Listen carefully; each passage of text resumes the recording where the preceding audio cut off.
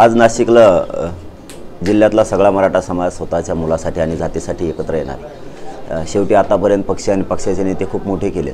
आता मुलं आणि जात मोठं करण्यासाठी नाशिक जिल्ह्यातला सगळा मराठा समाज आपली एकजूट एकत्र येऊन ताकद दाखवणार आहे। आपली न्याय मिळावा, या राज्यात शांतता राहिली पाहिजे म्हणून आज नाशिक जिल्ह्यात प्रत्येक जे टप्पा पाडतो आम्ही, शेवट त्यांचा समारोप नाशिकला आहे। पहिल्या टप्प्यातला समारोप हा संभाजीनगरला होता, त्यामुळे आता नाशिककडे लगेच निघालो। आज शिर्डीत साईबाबांच्या दर्शनाने दौऱ्याची सुरुवात होती, काय साकडं साईबाबांना आरक्षणासंदर्भात? दुसरं काय, यांना सद्बुद्धी द्यावी।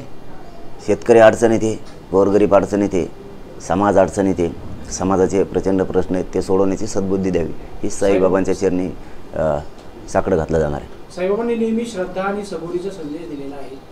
आपण इतके दिवस सरकारवर श्रद्धा ठेवली, आरक्षण मिळालं नाही, आता सबुरी कुठपर्यंत सबुरी राहणार? 29 तारखेपर्यंत बघू, 29 तारखेला निर्णय घेऊ काहीतरी।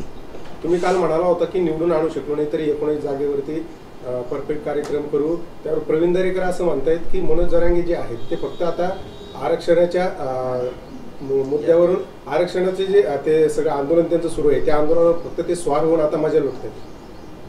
त्याला नाही कळायचं, फुकट मागच्या दारातून आमदार झाणाऱ्याला समाजाच्या आक्रोश नाही कळायचं, आणि त्याला मी काय करतो हे कळणार बी नाही, त्याची पुरी हयात जाईल।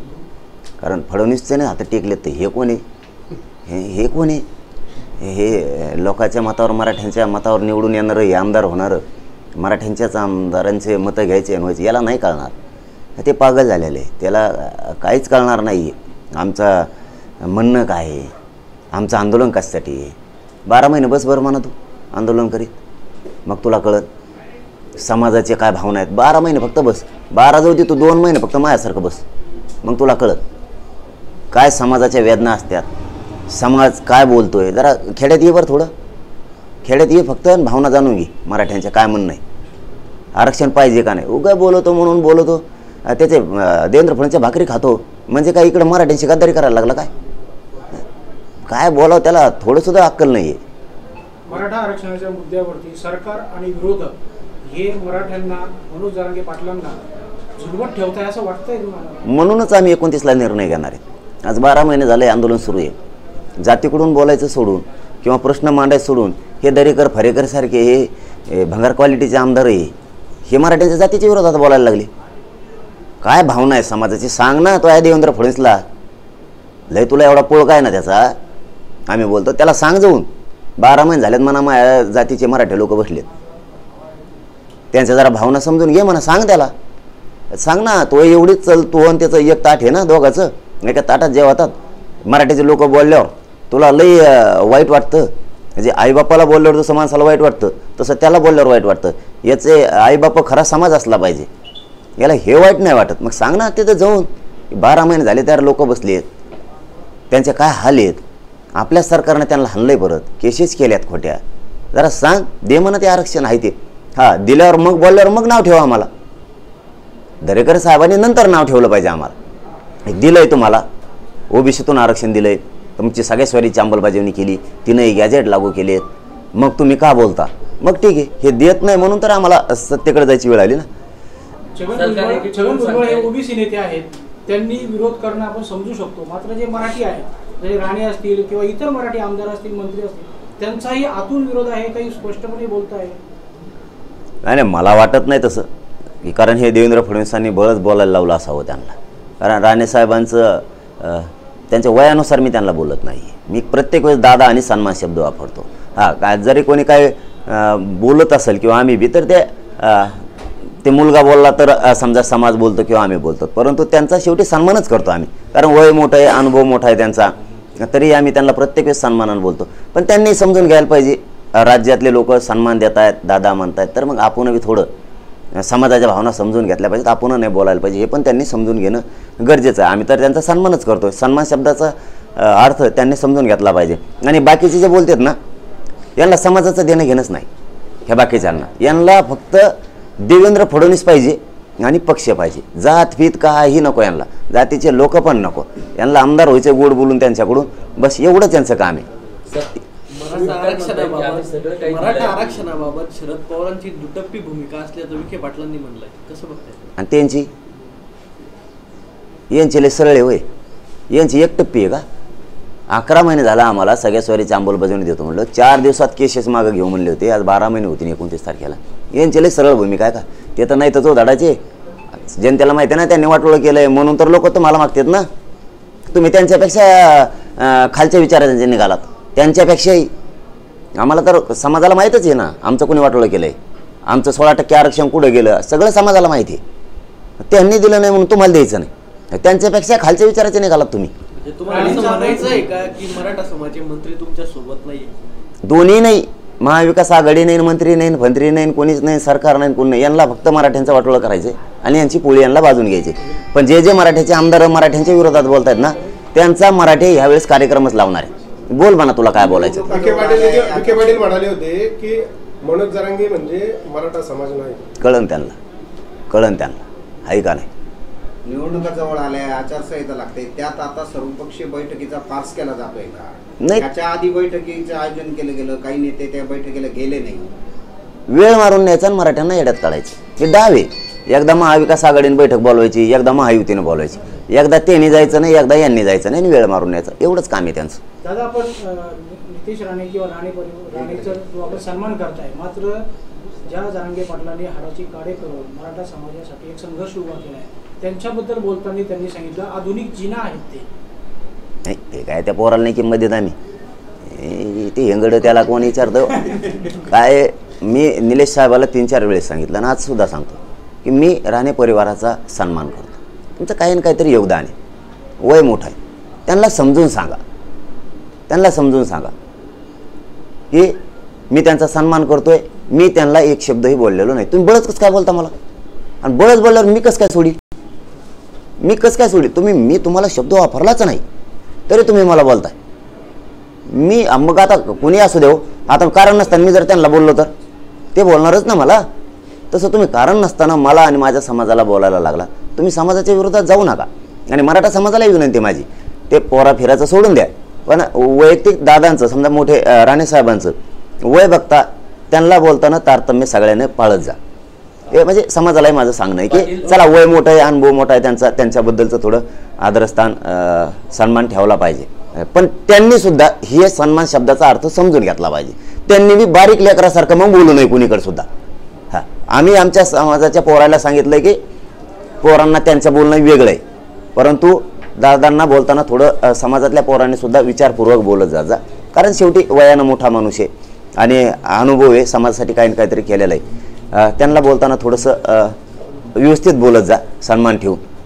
पण मीही सन्मान करतो दादांचा, याचा अर्थ दादांनी सुद्धा म्हणजे राणेसाहेबांसुद्धा शब्द तोलून मापून त्यांनी वापरले. त्यांनी बारीक पोरासारखं बोलल्यावर कोण त्यांचा मुलायचा ठेवी.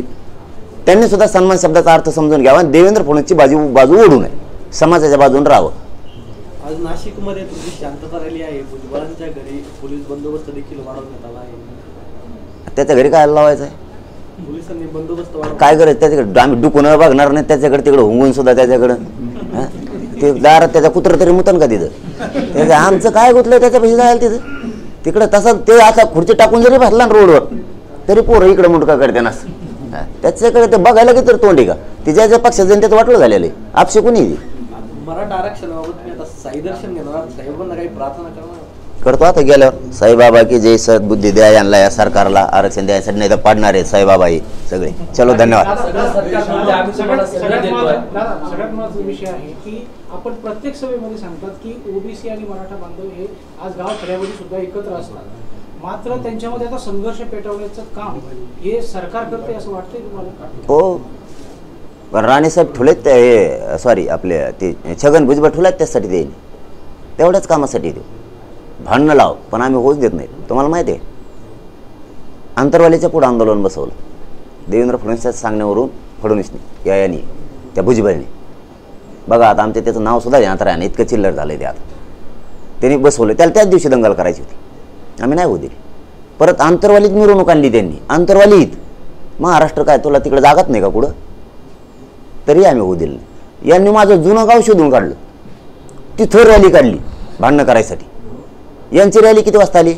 पहाटे 4 वाजता. यांचे लोक आमच्या गावात, त्या जुन्या गावात किती वाजता आले माथुरीत? रात्री 7 वाजता. इतक्या लवकर कशामुळे आले तुम्ही?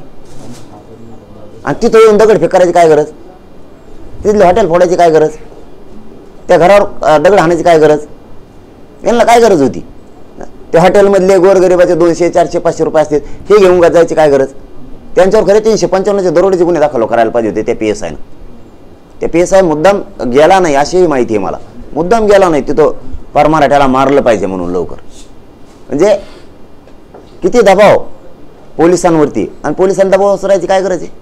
जिथं अन्याय होतं तिथं दिवस बदलत असते. त्या टायमाला आम्ही त्या PSIकडे बघितल्यावर मग जमन का त्याला. एवढं गाव आमचं अडचणीत आलं तरी ते धावून जात नाही. इतके लोक ते दगडफेक करायला लागले आणि केसेस आमच्याच लोकांवर केले. वारे PSI आणि वारे गृहमंत्री, हे यांना ह्या दंगली करायच्यात आणि मला त्या होऊ द्यायच्या म्हणून ही शांतता राहिली. मराठा समाजाचा एक प्रश्न आहे दादा की उपोषणानंतर सरकारचं शिष्टमंडळ येतं, उपोषण सोडलं जातं, परत आपण दौरे करतात. आपला जो संघर्ष आहे, दौरे आहे, उपोषण आहे, हे किती काळपर्यंत लागणार, म्हणजे रिझल्ट कधी मिळणार, फक्त पेपरच चालू यायचे. आता हे बघा, शेवटी माझं तर नाविलाज आहे.